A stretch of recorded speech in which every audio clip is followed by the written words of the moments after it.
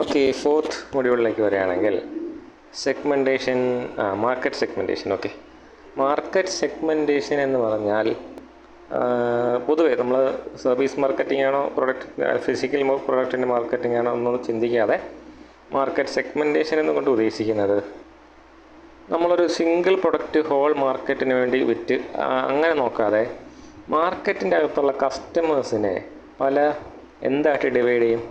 സെഗ്മെൻറ്റുകളായിട്ട്, ചെറിയ ചെറിയ ഭാഗങ്ങളായിട്ട് ഡിവൈഡ് ചെയ്യും. ഏറ്റവും വലിയ ഉദാഹരണമാണ് ഹോർലിക്സ് എന്ന് പറയുന്നത്.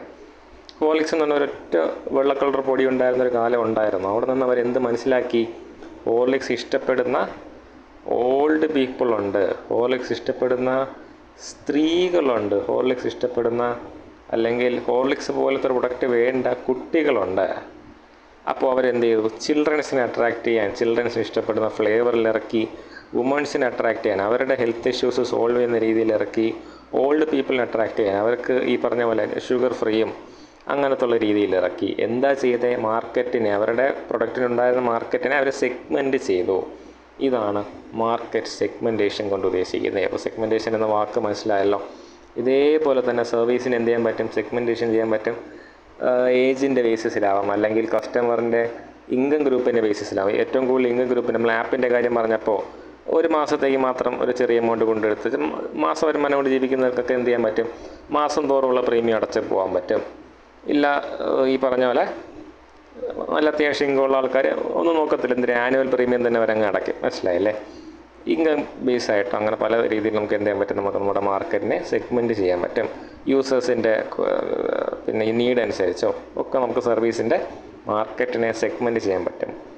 ടാർഗറ്റിംഗ് എന്ന് പറയുമ്പോൾ നമ്മുടെ എല്ലാ മാർക്കറ്റിംഗ് എഫേർട്സും, ഓക്കെ, നമ്മൾ മാർക്കറ്റിംഗ് ചെയ്യാൻ വേണ്ടിയിട്ട് പല എഫേർട്ടുകൾ എടുക്കുന്നുണ്ട്. എല്ലാ എഫേർട്ടും എങ്ങോട്ടാണ് പോകുന്നത്? ഒരു സ്പെസിഫിക് ടാർഗറ്റ് ഓഡിയൻസിലേക്കാണ് പോകുന്നതെങ്കിൽ, ടാർഗറ്റ് ഗ്രൂപ്പ് ഓഫ് കസ്റ്റമേഴ്സിലേക്കാണ് പോകുന്നതെന്നുണ്ടെങ്കിൽ അതിനെ നമ്മൾ എന്ത് വിളിക്കും? മാർക്കറ്റ് ടാർഗറ്റിംഗ് എന്ന് വിളിക്കും. എന്താ പറയുക, നമ്മുടെ ലെൻസ് കാർട്ട് എന്ത് കൊണ്ടുവന്നു? ആനുവൽ പിന്നെ ഇത് കൊണ്ടുവന്നു. എന്തായിരുന്നു? സബ്സ്ക്രിപ്ഷൻ കൊടുത്തു. എന്തോ ഒരു പേര്, എന്തോ ഗോൾഡൻ മെമ്പർഷിപ്പ്, അങ്ങനെ എന്തോ ഒരു പേര് പറയും. അങ്ങനെ ഒരു പരിപാടി കൊണ്ടുവന്നു. ഒരു കണ്ണാടി കച്ചവടക്കാരനും ചെയ്യാത്തൊരു സാധനമാണ്. എന്തുകൊണ്ടാണ് അവരങ്ങനെ സാധനം കൊണ്ടുവന്നേ? അവരുടെ ടാർഗറ്റ് എന്തല്ല, ഈ കാഴ്ച നന്നാക്കാൻ വേണ്ടി കണ്ണാടി വയ്ക്കുന്നവരെ അല്ല, നേരെ മറിച്ച് സ്റ്റൈലിന് വേണ്ടി കണ്ണാടി മാറ്റിക്കൊണ്ടിരിക്കുന്ന യൂത്തിലായിരുന്നു അവരുടെ കോൺസെൻട്രേഷൻ. അതുകൊണ്ടാണ് അങ്ങനെ ഒരു, അല്ലാതെ ഒരു ഈ പറഞ്ഞ പോലെ കാഴ്ച നന്നാവണമെന്ന് ഒറ്റ ഉദ്ദേശം കൊണ്ട് കണ്ണാടി വയ്ക്കുന്നവന് ചിന്തിക്കുമ്പോൾ അത് എന്തായിട്ടൊന്ന് വീടായിട്ട് തോന്നും. എന്തിനാ നമുക്ക് വർഷം എത്ര കണ്ണാടി മാറ്റാനുള്ള അതും അനുവാദവും കാര്യങ്ങളൊക്കെ എന്തിനാണ് കിട്ടുന്നതെന്ന് നമുക്ക് തോന്നും അല്ലേ? പക്ഷേ സ്റ്റൈലിന് വേണ്ടി സ്ഥിരം കണ്ണാടി മാറ്റിക്കൊണ്ടിരിക്കുന്ന യുവതലമുറയ്ക്ക് അതെന്താണ്? അതൊരു ആവശ്യമായിരുന്നു. അപ്പോൾ അവിടെയാണ് എന്ത് ചെയ്തേ? ടാർഗറ്റ് ചെയ്തതെന്ന് പറയുന്നത്. അപ്പം സെഗ്മെൻറ്റേഷൻ ഉണ്ട്, ടാർഗറ്റിംഗ് ഉണ്ട്. അതുപോലുള്ളൊരു സാധനമാണ് പൊസിഷനിങ് എന്ന് പറയുന്നത്. പൊസിഷനിങ്ങിൻ്റെ വലിയൊരു ഉദാഹരണം പറഞ്ഞുതരാം. ഒരു ഫിസിക്കൽ പ്രൊഡക്റ്റാണ് നമ്മുടെ, എന്താണ് അതിനെന്തായിട്ട് പറയുമല്ലോ, സ്നിക്കേഴ്സ് എന്ന് പറയുന്ന മിഠായി. ഈ സ്നിക്കേഴ്സ് എന്ന് പറയുന്ന സാധനത്തിനെ പരസ്യത്തിൽ തന്നെ പറയുന്നത് എന്താണെന്നറിയോ? വിശക്കുമ്പോൾ സ്നിക്കേഴ്സ് കഴിക്കും എന്നുള്ള രീതിക്കാണ് പറയുന്നത് അല്ലേ? എന്തുകൊണ്ടായിരിക്കാം? നിങ്ങളൊന്ന് ആലോചിച്ച് നോക്കിയേ. സ്നിക്കേഴ്സ് എന്ന് പറയുന്ന സാധനം വെറുതെ ചുമ്മാ ഇരിക്കുമ്പോൾ കഴിക്കാനുള്ളതല്ല, അത്ര കലോറിയുള്ള സാധനമാണ്. ഒരുപാട് ചോക്ലേറ്റ് ഉണ്ട്, പിന്നെ അതിൻ്റെ ഇടയിൽ എന്തോ ഒരു മെറ്റീരിയലുണ്ട്, പിന്നെ നട്ട്സ് ചേർക്കുന്നുണ്ട്. മിനിമം നട്ട്സ് എന്തായാലും കാണാം സ്റ്റിക്കേഴ്സിൻ്റെ അകത്ത് അല്ലേ? അപ്പോൾ എന്താണ് ഇത്? വെറുതെ ചുമ്മാ ഇരിക്കുമ്പോൾ കഴിക്കാനുള്ള സാധനമല്ലേ? ഇത് കഴിച്ചാൽ നമ്മൾ വിശപ്പ് മാറും. അതിൻ്റെ ഒരു ഡിസ്അഡ്വാൻറ്റേജ് വേണമെന്ന് വേണമെങ്കിൽ പറയാം അല്ലേ? അത്ര ഹെവി ആയി പോയി എന്ന് വേണേൽ വരും. ഒരു മിഠായും ഇത്ര ഹെവി ആവാൻ, സാധാരണ നമ്മൾ മിഠായി എന്ന് പറയുമ്പോൾ മനസ്സിൽ വരുന്ന സാധനം ഇത്ര ഹെവി ആയിരിക്കത്തില്ല. അപ്പോൾ ആ ഒരു പ്രശ്നത്തിനെയാണ് അവരെന്ത് ചെയ്തേ? സ്വീറ്റുകളുടെ, ചോക്ലേറ്റ് പിന്നെ സ്വീറ്റുകളുടെ ഒരു മാർക്കറ്റിൻ്റെ അകത്ത് ഇവർ കണ്ടെത്തിയ സ്പേസാണ്. കണ്ടില്ലേ? ഇവർ ആ പ്രൊഡക്റ്റിനെ കൊണ്ട് പൊസിഷൻ ചെയ്തതാണ് എന്തെന്ന് പറയുന്നത്? വിശക്കുമ്പോൾ കഴിക്കാനുള്ള സ്വീറ്റ് എന്ന് പറയുന്നത്. അവിടെ എന്തില്ല, ആ ഒരു സ്ഥലത്ത് വലിയ കോമ്പറ്റീറ്റർ ഒന്നും അവർക്ക് ഇല്ല. പിന്നെ വേറെ ആരും ഉണ്ടെന്ന് പറയും. ഇപ്പോൾ റീസെൻ്റ് ആയിട്ട് എന്തോ കാഡ്ബറീസ് എന്ത് ഇറക്കിയിട്ടുണ്ട്. എന്നാൽ കൂടി സ്നിക്കേഴ്സ് എന്ന് പറയുന്ന ഒരാളെ അവിടെ എന്ത് ചെയ്തു? അവർ മാർക്കറ്റിൻ്റെ അകത്ത് എന്ത് ചെയ്തു? ഒരു പൊസിഷൻ കണ്ടെത്തി. എത്രയോ മിഠായികളുണ്ട്, നമുക്കവിടെ എന്താണ് പൊസിഷൻ എന്ന് പറയുന്നത്? വിശക്കുമ്പോൾ കഴിക്കാനുള്ള സാധനമാണ് നമ്മൾ ഇറക്കിയിട്ടുള്ളത്. അത്ര ഹെവി ആയിട്ടുള്ളൊരു ഇതാണ്, മിഠായിയാണ് നമ്മൾ ഇറക്കിയിട്ട്. അപ്പം ആൾക്കാരുടെ മനസ്സിൽ, മാർക്കറ്റിൽ എങ്ങനെയാണ് അവർ ആ ഒരു സ്ഥാനം നേടിയെടുക്കുന്നത്? മനസ്സിലായല്ലേ? അവർ ആ രീതിയിലാണ് അവരുടെ പ്രൊഡക്റ്റിനെ മാർക്കറ്റ് ചെയ്യുന്നത്. അവരുടെ പ്രൊഡക്റ്റിൻ്റെ പ്രത്യേകത അതാണ്. അതുതന്നെയാണ് മാർക്കറ്റിനകത്ത് അവർക്കുള്ള സ്പെസിഫിക് പൊസിഷൻ എന്നും പറയുന്നത്. ഇതെങ്ങനെ പറഞ്ഞില്ല, ഇതൊക്കെ നമ്മൾ സാധാരണ ഏതിൻ്റെ കേസിലാണ് പറഞ്ഞത്, ഫിസിക്കൽ പ്രൊഡക്റ്റുകളുടെ കേസിൽ പറയുന്നത് സർവീസിൻ്റെ അകത്ത് എങ്ങനെ ആപ്ലിക്കബിൾ ആകും എന്നുള്ളതാണ് ഇവിടുത്തെ ചോദ്യം എന്ന് പറയുന്നത്. പിന്നെ demand and supply management of service, advertising, branding എല്ലാം സിമ്പിൾ സാധനങ്ങളാണ്. എന്ത് ഉള്ളൂ, നമ്മൾ പണ്ട് പല രീതിയിൽ പഠിച്ചിട്ടുള്ളതിനെ സർവീസിലേക്ക് ഒന്ന് കണക്ട് ചെയ്ത് ചിന്തിക്കുക എന്നുള്ളതേ ഉള്ളൂ. ഒന്ന് പറഞ്ഞു പോവാണ്. Demand and supply management of services എന്ന് പറയുമ്പോൾ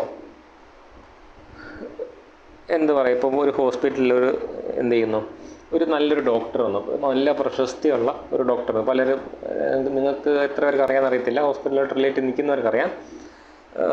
പല ഗവൺമെൻറ് സർവീസ് റിട്ടയർ ആയ ആൾക്കാരെയൊക്കെ ഒരു ഹോസ്പിറ്റലിലേക്ക് കൊണ്ടുവരാമെന്ന് പറഞ്ഞാൽ അത്രയ്ക്കും ഇടിയും തള്ളം ഉണ്ടാവും പിന്നീട് അവിടെ. ഓക്കെ, അപ്പോൾ ആ ഒരു ഹോസ്പിറ്റൽ എന്ത് ചെയ്യാണ്, അവരവരുടെ ഒരു ട്രീറ്റ്മെൻറ്റ് എന്ന് പറയുന്നത് അവരുടെ ഒരു പ്രൊഡക്റ്റാണ്. ഈ പ്രൊഡക്റ്റ് കൊടുക്കാൻ അവരൊരാളെ കൊണ്ടുവന്നപ്പോൾ ആ പ്രൊഡക്റ്റിൻ്റെ വാല്യൂ കൂടി. എന്ത് കൂടും, വാല്യൂ കൂടുമ്പോൾ ഡിമാൻഡ് കൂടി. എന്നാൽ ആ ഒരു ഒറ്റ ഡോക്ടറല്ലേ ഉള്ളൂ, പുള്ളിക്ക് ഇത്രയും പേര് കാണാനുള്ള എന്തില്ല, കഴിവില്ല. അപ്പോൾ ഇവരെന്ത് ചെയ്യും, ഇതിനെ ഇവർ അഡ്ജസ്റ്റ് ചെയ്യാൻ തുടങ്ങും, മാനേജ് ചെയ്യാൻ തുടങ്ങും. അപ്പോൾ ഡിമാൻഡിന് അനുസരിച്ച് സപ്ലൈ കൊടുക്കാൻ പറ്റാത്ത അവസ്ഥ വന്നാൽ നമ്മൾ മാനേജ് ചെയ്യാൻ എന്താ ചെയ്യുന്നത്, ഏറ്റവും ബേസിക്കായിട്ട് പ്രൈസ് ഇൻക്രീസ് ചെയ്യും. ഇതുപോലെയുള്ള ടൂൾസ് നമ്മൾ എവിടെ യൂസ് ചെയ്യാറുണ്ട്, സർവീസിൻ്റെ കാര്യത്തിലും യൂസ് ചെയ്യാറുണ്ട്. ഓക്കെ, അതാണ് നമ്മളിവിടെ ജസ്റ്റ് ഒന്ന് മെൻഷൻ ചെയ്ത് പോയിരിക്കുന്നത്. പിന്നെ advertising and branding of services, ഇത് നിങ്ങൾ ഉദാഹരണങ്ങൾ പറയാൻ ഒന്നും മനസ്സിൽ കരുതിയിരിക്കണം എന്നുള്ളതേ ഉള്ളൂ. നമ്മൾ ഫിസിക്കൽ പ്രൊഡക്റ്റിൻ്റെ കാര്യം പറയുന്ന പോലെ തന്നെ ഇവിടെ നമ്മൾ പറയാൻ ഉദാഹരണങ്ങൾ നമ്മൾ മനസ്സിലൊന്ന് കരുതിയിരിക്കണം എന്നുള്ളതേ ഉള്ളൂ. ഓക്കെ, പിന്നെ എംപ്ലോയിയുടെ റോൾ എന്താണ് സർവീസ് ഡെലിവർ ചെയ്യുന്നതെന്നുള്ളത് ഇറ്റ് ഡിപ്പെൻസ് അല്ലേ.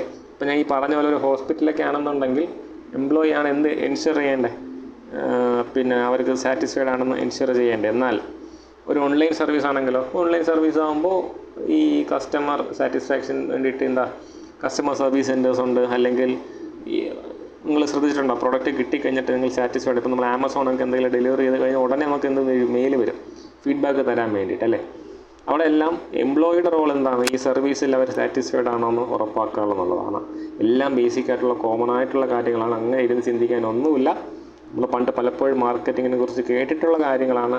എന്ത് ചെയ്യാൻ അറിയണം, സർവീസുമായിട്ടൊന്ന് കണക്ട് ചെയ്യാനുള്ള ഒരു കഴിവുണ്ടായാൽ മതി. എന്ത് സംശയം ഉണ്ടെങ്കിലും ചോദിക്കാം. Okay, thank you.